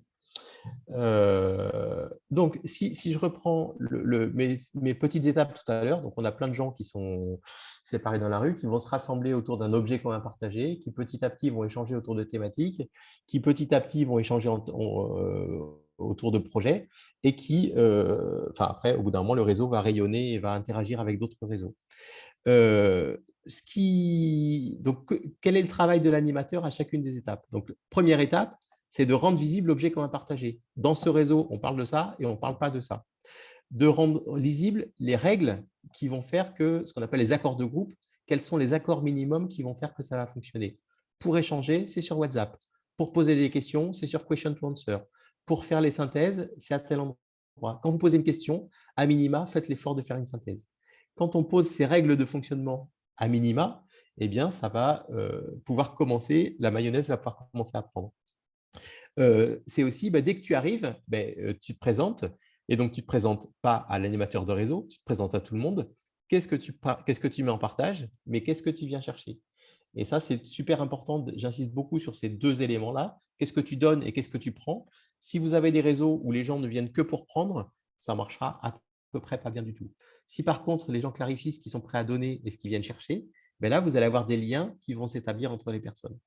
Donc là, le rôle de l'animateur, ça va être de faire monter cette petite mayonnaise de présentation, soit en présence, soit à distance, et d'inciter à faire des synthèses, et que ces synthèses-là, on puisse les retrouver quelque part, donc sur un endroit qui est un petit peu, qui va être la gare centrale du réseau. Une notion sur laquelle je n'ai pas encore parlé, que ces synthèses-là soient protégées juridiquement comme étant des communs. On pourra revenir sur cette notion, mais il y a la notion juridique de la protection des données pour que ces données-là restent une propriété collective des membres du réseau. C'est une notion qui est très importante, mais on pourra revenir là-dessus. Durant la seconde étape, il y a un micro qui gêne. Est-ce que vous pouvez couper le micro qui gêne? Est-ce que c'est bon? Ouais, ça a l'air d'être mieux. Deuxième étape, quand on parle de thématique, ben, le rôle de l'animateur, ce sera de rendre visible, si on reprend la métaphore du bar et des discussions du bar, à quel endroit on cause de quel sujet. Si j'arrive sur le réseau phare actuellement, je ne suis pas sûr de voir quelles sont les thématiques dont on parle actuellement. Et si j'ai envie de discuter de, je sais pas, il me semble qu'il y a la question de l'agroécologie ou il me semble qu'il y avait un autre truc sur on va dire le suivi des formations, que deviennent les personnes suite aux formations, ben, à quel endroit je peux discuter de cette thématique. Et donc, le rôle de l'animateur, c'est de rendre visible à quel endroit on échange sur ces thématiques. Est-ce que ces groupes-là sont des groupes ouverts ou est-ce que ces groupes-là sont des groupes fermés? Et d'inciter les groupes à faire des synthèses. Parce que là, autant les synthèses sur le sujet général, on va dire que le principal intérêt, c'est d'apprendre à faire des synthèses et de commencer à produire du commun. Autant les synthèses sur des thématiques sont à très, très haute valeur ajoutée et sont hyper intéressantes pour que peut-être de nouvelles personnes arrivent dans le réseau. Des fois, il y a des personnes qui disent « Ouais, réseau phare, c'est sympa, mais bon, ils font que causer, puis je ne vois pas ce qu'ils produisent. » Puis quand on commence à avoir des thématiques émerger et surtout des synthèses liées aux thématiques, ben, on va avoir des personnes qui vont dire « Ah, moi, ça m'intéresse. » En fait, ils ne font pas que faire des rencontres à Cotonou, mais vraiment, j'ai envie de participer à ce réseau-là. Et donc, ils vont rejoindre du coup les personnes. Quand on passe en logique de projet, ben là, le rôle de l'animateur, ça va être de mettre en place, d'aider à mettre en place les modalités de fonctionnement et les outils numériques, si jamais on ne peut pas se rencontrer, qui vont permettre à ce groupe projet de fonctionner. Quand on a un groupe projet qui veut faire un inventaire de toutes les pratiques d'agroécologie pour en faire une synthèse, ben peut-être que là, il faudra des outils dédiés à ça. Si jamais vous avez des personnes qui veulent faire une cartographie de toutes les pratiques de renforcement des capacités au niveau des femmes en espace rural, peut-être que là, il faudra des outils qui sont dédiés à ça. Donc là, le rôle de l'animateur, ça va être pareil, de continuer à rendre visible l'objet commun, continuer, parce que tout ça, ça se passe en parallèle, continuer à rendre visibles les thématiques. Est-ce que ces thématiques sont ouvertes et où on peut retrouver les synthèses? Continuer à rendre visibles des espaces projets et pareil, dire est-ce que ces projets sont des espaces ouverts, fermés? Est-ce que je peux y participer? Et quand je vais dans ce groupe projet, quel est l'espace de discussion? Parce que là, il faudra qu'on ait des espaces de discussion qui soient un peu plus protégés que l'espace de discussion général. Donc, quel est l'espace de discussion? Comment ça s'anime? Et là, le rôle d'animateur, ça va être éventuellement de former les animateurs de ces espaces projets. Quand on a des gens qui commencent à être en logique de projet, ces groupes-là vont s'enquister. Quand on dit ils vont s'enquister, ils vont être très bien entre eux. Parce que moi, je suis passionné par l'agroécologie et j'en ai rien à faire de faire une typologie de toutes les photos de formation liées aux formations agricoles et rurales. Donc, du coup, moi, je vais être dans mon projet et je ne vais pas voir ce qui se passe à côté. Donc là, le rôle de l'animateur, ça va être d'aider à ce qu'il y ait de la communication et de l'échange entre ces espaces projets. Communication sur trois niveaux. Le premier niveau, c'est sur quoi vous travaillez en ce moment. Et ça peut être intéressant de sortir une petite feuille de chou en disant tiens, actuellement, il y a un nouvel échange, il y a un nouveau groupe thématique. Puis tiens, il vient de sortir une synthèse. Tiens, il y a un nouveau groupe projet qui vient de démarrer. Ce groupe est fermé. Mais par contre, lors des prochaines rencontres de Bamako, ce groupe projet va nous présenter ce qu'il aura fabriqué. Ou alors, ce groupe projet est ouvert. Pour y rentrer, aller à tel endroit, et c'est comme ça que ça se passe. Donc, sur quoi vous travaillez en ce moment? Petit 2, quels sont vos points de blocage? Quand des humains fonctionnent ensemble, il y a forcément des points de blocage qui vont se passer. Mais si les groupes projets disent voilà le point de blocage du moment, vous allez avoir certainement une personne d'un autre groupe ou une personne qui était de manière générale dans le réseau qui va dire « Ah, bah tiens, moi, la question qu'ils posent, j'ai une réponse et du coup, je vais venir les renforcer pour du coup pouvoir les aider. » Ou alors, bah, tiens, tout le monde se pose la même question. Bah, dans ce cas-là, peut-être qu'il faut faire un petit projet transverse qui va nous permettre de voir comment, par exemple, utiliser le numérique. On n'arrive pas dans chacun des projets à bien utiliser le numérique dans des endroits qui sont de numérique un petit peu nouveau, du numérique collaboratif. Ou peut-être qu'on va faire un nouveau groupe projet sur comment faire du renforcement de capacité pour l'intégralité des groupes projets. Donc, petit 1, sur quoi on travaille. Petit 2, quels sont nos points de blocage. Petit 3, qu'est-ce qu'on a inventé en termes d'organisation qui fait que notre groupe fonctionne bien? Donc, on appelle ça l'innovation organisationnelle. Actuellement, les groupes sont bons sur leur expertise thématique. Les gens sont de plus en plus formés. On a des gens qui sont brillantissimes. Par contre, les gens se vautrent, se cassent la figure sur leur incapacité à réinventer leurs organisations. Et donc, si jamais dans un espace projet, on a inventé une modalité de fonctionnement qui est sympathique, c'est super intéressant de le partager à la fois avec les autres groupes projets, mais aussi de le partager avec le réseau dans sa globalité, parce que ce qui va s'expérimenter, par exemple, sur comment décider ensemble ou comment faire se débrouiller pour que les personnes s'impliquent, si ça marche bien dans ce projet-là, on a intérêt à le partager avec tous les projets, mais à le partager avec l'intégralité du réseau.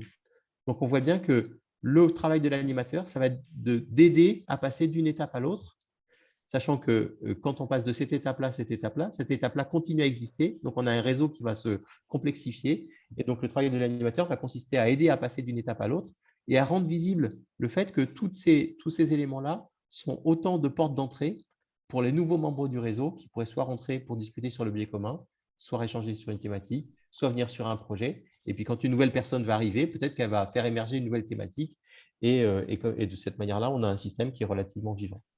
Voilà, j'en ai fini sur mes petites présentations à 2 balles. Et du coup, si vous avez des questions à poser, ce sera avec plaisir.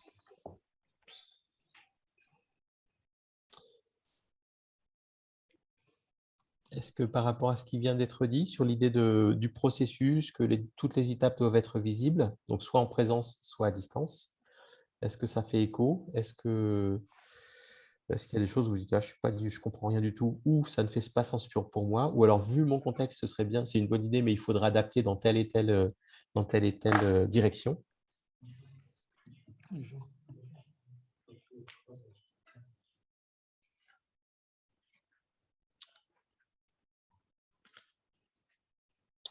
Question, remarque?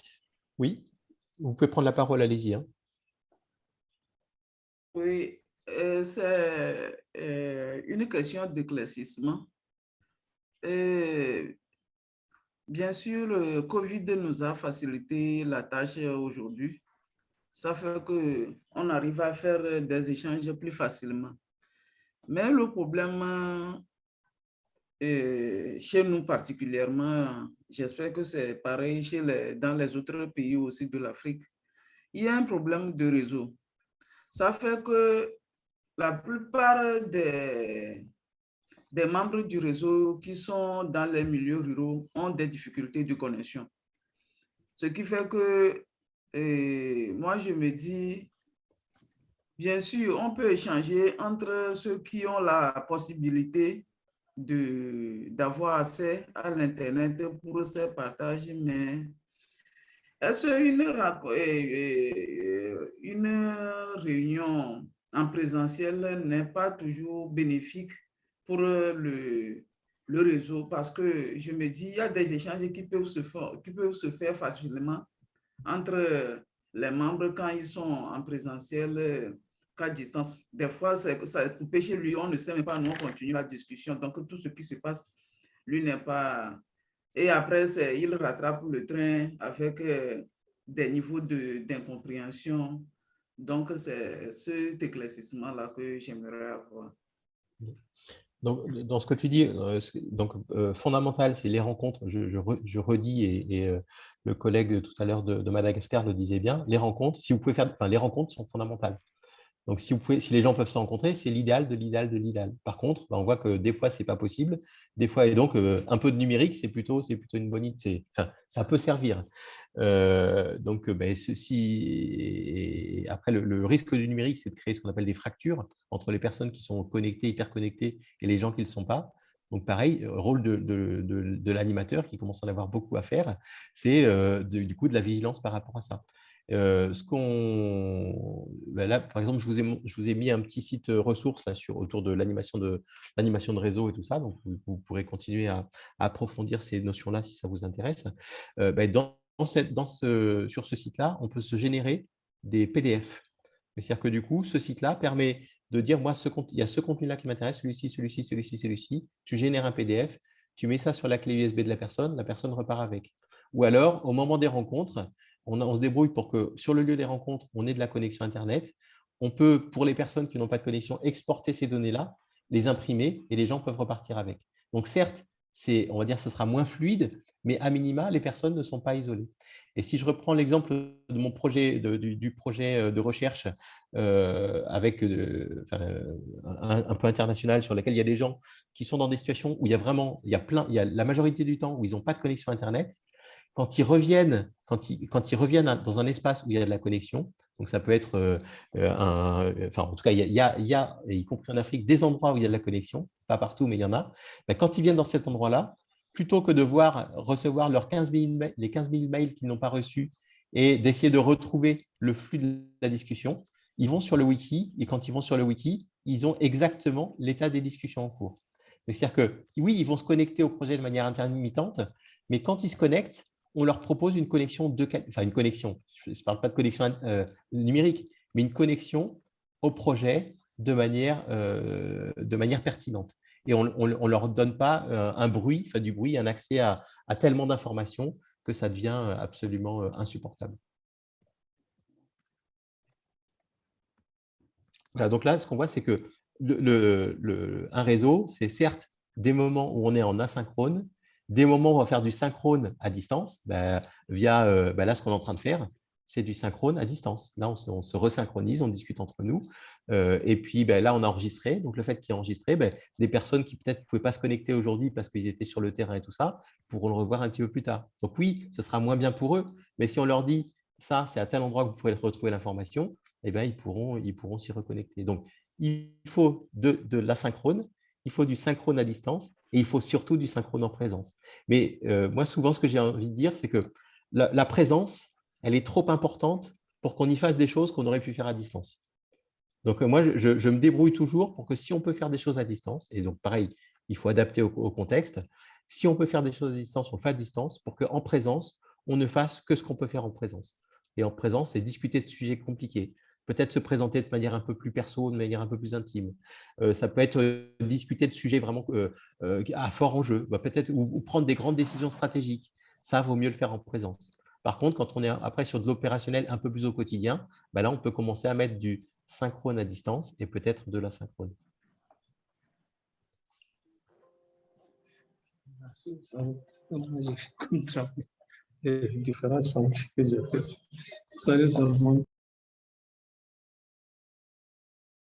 D'autres remarques, questions? Moi, personnellement, je pense que, comme on le dit d'habitude, il faut une analyse concrète, une situation concrète, quoi. Je pense que à chaque phase, il appartient au réseau de voir est-ce que pour cette activité, est-ce que je le fais en présentiel ou à distance. À distance. En sachant que à distance ou en présentiel, ça a un coût, ça a toujours un coût. Et il faudra évaluer. Parce que dans plusieurs cas, par exemple, notre rencontre, ça, présentement, ça n'a aucun sens de le faire pour moi, ça n'a aucun sens de le faire en présentiel. Tout à fait. Ça n'a aucun sens. Ça n'a aucun sens de le faire en présentiel. Aussi, bon, je pense qu'il y a un autre problème que peut-être qu'on n'a pas suffisamment abordé. Peut-être qu'on n'a pas abordé, parce que j'avais des ruptures de connexion avec les appels, hein, parce que je me connecte avec mon téléphone. Je suis à l'est tout à fait à l'est du Sénégal.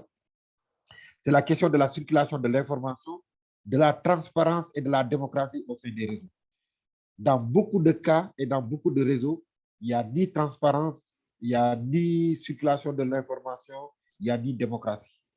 Et on le trouve dans beaucoup de réseaux. On a des gens qui sont là depuis 20 ans, 30 ans, 40 ans, qui monopolisent l'information, etc. Ça, c'est des questions aussi que nous devons discuter. Si on veut que un réseau marche, il faut partager les informations, il faut le jeu de la démocratie, le jeu des acteurs, ainsi de suite, etc. Le respect des instances, la tenue des réunions, le fait de faire les comptes rendus, etc., etc. Je pense que toutes ces questions-là doivent être prises en charge à travers nos Du coup, alors je suis archi d'accord avec toi. Dans l'idéal, que demander au réseau, dans cette étape-là, comment on souhaite fonctionner, plus vous associerez les personnes au final à la gouvernance de comment on souhaite fonctionner le réseau, ça, c'est un vrai gage de qualité de réussite. Je repartage mon écran pour parler de ce réseau. Donc ça reste entre nous, le réseau national des ressourceries.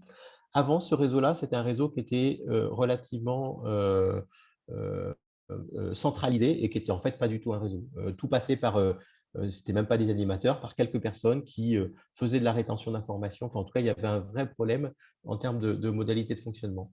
À partir du moment où ils ont décidé de mettre en place cet espace-là, sur cet espace-là, il y a la totalité des informations en cours. C'est-à-dire qu'il y a toutes les commissions, il y a tout ce qu'on a fait, toute la gouvernance. Voilà, je veux voir les suivis des salariés, saisir une fiche action, voir les projets. Il y a la totalité des choses qui est visible à tout le monde. C'est-à-dire qu'à tout moment, les personnes peuvent voir ce qui se passe, interagir, s'en servir. Tous les contenus juridiquement sont protégés comme étant des communs, donc les gens peuvent le réutiliser. Donc, on s'aperçoit que ça a changé radicalement et on est passé effectivement d'une logique de fédération qui concentrait des pouvoirs au niveau de quelques personnes, avec du coup des isanies énormes entre certaines personnes qui avaient l'impression qu'on leur cachait de l'information, etc., à une structure qui est beaucoup plus apaisée et en tout cas qui coopère dans le sens qui fait vraiment œuvre commune. Donc voilà, je plus vois ce que tu viens de dire, c'est vraiment une remarque qui est absolument fondamentale.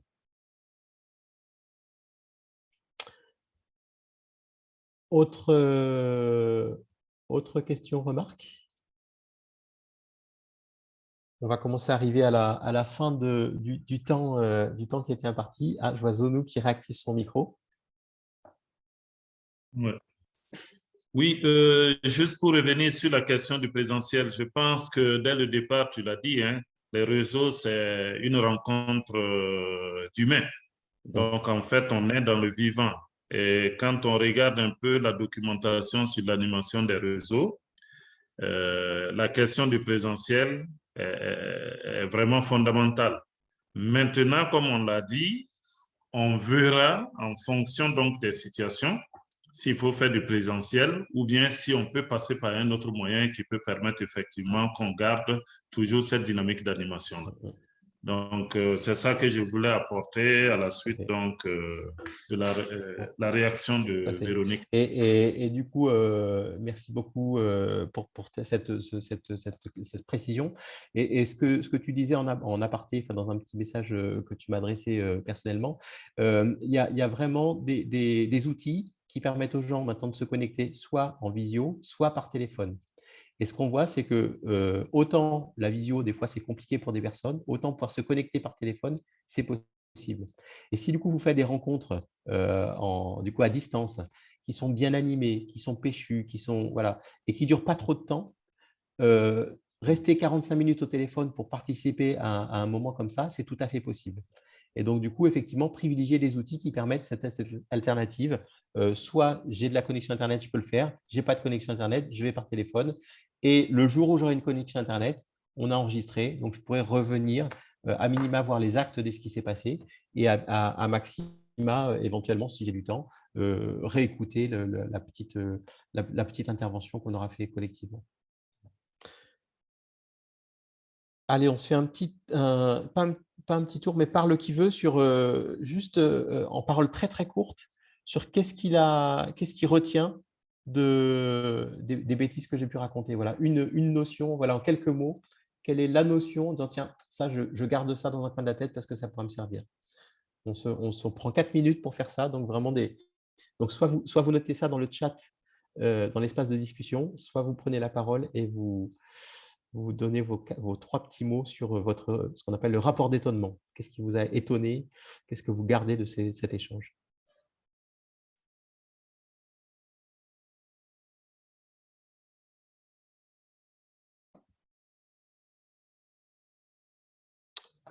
Monsieur le ministre.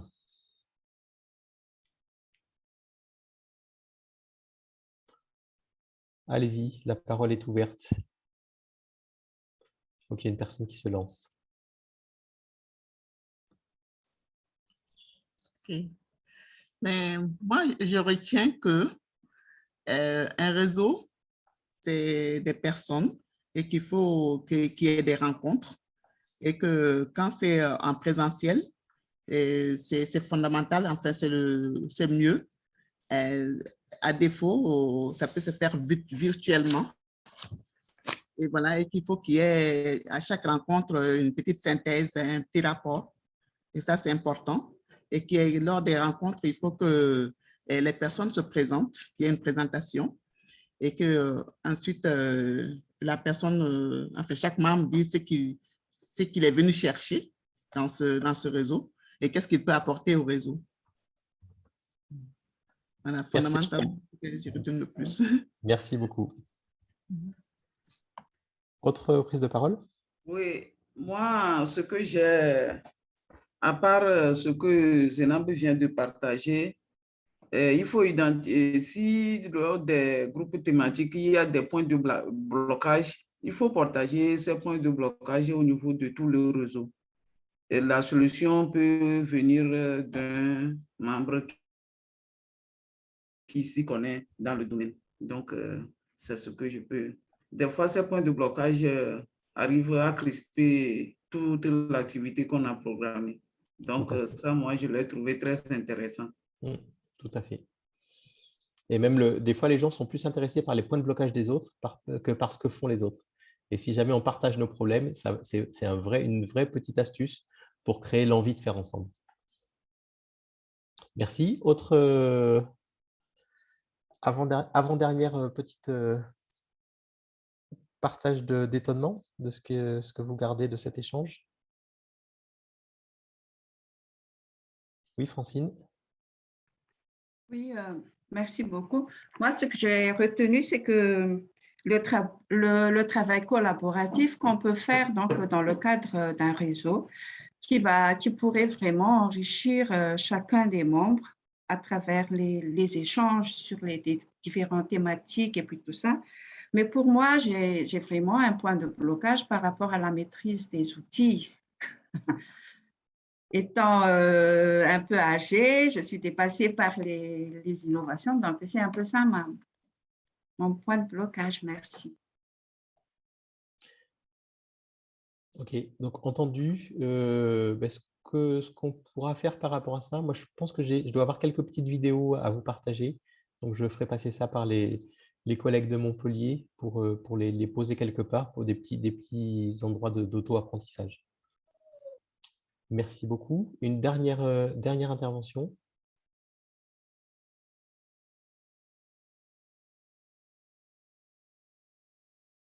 Donc, il y a quelqu'un qui a écrit « Le réseau, c'est le synchrone en présence, le synchrone à distance et l'asynchrone ». Effectivement, ça, c'est vraiment c'est une très bonne idée. On doit prévoir du synchrone en présence de qualité, des techniques et des outils pour faire du synchrone à distance, mais aussi de l'asynchrone parce que c'est quasiment impossible d'être en permanence sur un sujet. Là, si on prend le réseau sur la quinoa où il y a 300 personnes, c'est quasiment impossible d'être en synchrone et en présence et à distance en permanence. Bon, dans ce cas, peut-être je redonne la parole à Audrey parce que c'est elle qui a initié cette rencontre. Donc, je pense que ça peut être honorable de lui rendre la parole et pour qu'elle clôture cette séquence. J'avais l'impression qu'il y avait Valentin qui voulait parler. Mais, Oui, effectivement, c'était tout juste pour dire ma compréhension, ce que j'ai retenu durant voilà, cet échange. J'ai compris que ce qui fait un réseau, c'est l'animation. Et l'animation du réseau, ce n'est pas les institutions qui l'animent, ce sont les personnes, voilà, les personnes qui l'animent.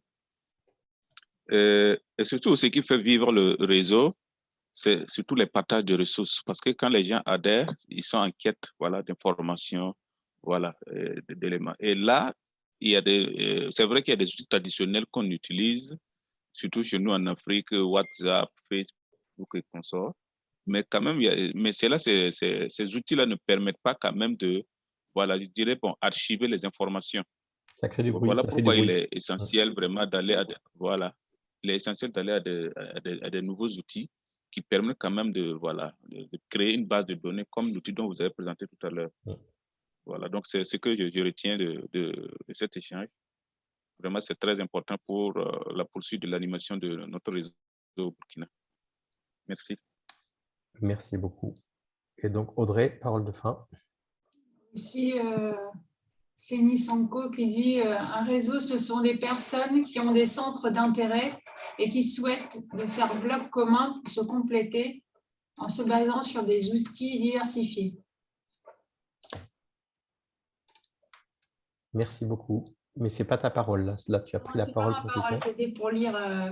Voilà, mais sinon, vraiment, je remercie Laurent et puis tous les participants. Finalement, je ne sais pas combien on finit cette séance, mais on est assez nombreux. Et vraiment, on a trouvé que c'était important de refaire un webinaire sur cette thématique parce qu'au Bénin, on a vu qu'il y avait quand même un grand intérêt sur l'animation de réseau et que l'animation par Laurent avait été très appréciée, mais tout le monde n'avait pas pu suivre. Donc, c'est pour ça qu'on a organisé ce webinaire. Parce que le réseau phare, on est un grand réseau, mais aussi vous êtes chacun impliqué dans des réseaux. Et un des objectifs du réseau phare, une des missions, c'est d'aider à structurer, à émerger, à structurer les réseaux nationaux autour de la formation agricole et rurale. Donc, on voit bien que cette notion de réseau, de comment faire vivre un réseau, elle est vraiment fondamentale. Donc, je pense que là, avec ce webinaire, on ressort tous encore avec quelque chose. Je pense qu'on doit encore mûrir. On doit mûrir les choses et puis les adapter à nos contextes, à nos capacités à chacun, à chacune, et puis au contexte de chaque pays. Donc, merci à Laurent et puis merci à tous et à toutes d'avoir trouvé un petit coin dans votre emploi du temps pour pouvoir nous suivre. Portez-vous bien. Merci beaucoup. Merci, à bientôt. À bientôt. Au revoir. Salut. Au revoir, Zenou. Au revoir. Au revoir, Francine. Bye. Au revoir. Au revoir. Bye. Au revoir. Au revoir. Bye bye. Ciao, ciao. Ciao. Ciao, ciao, à la prochaine. Inch'Allah. À la prochaine. Bye bye.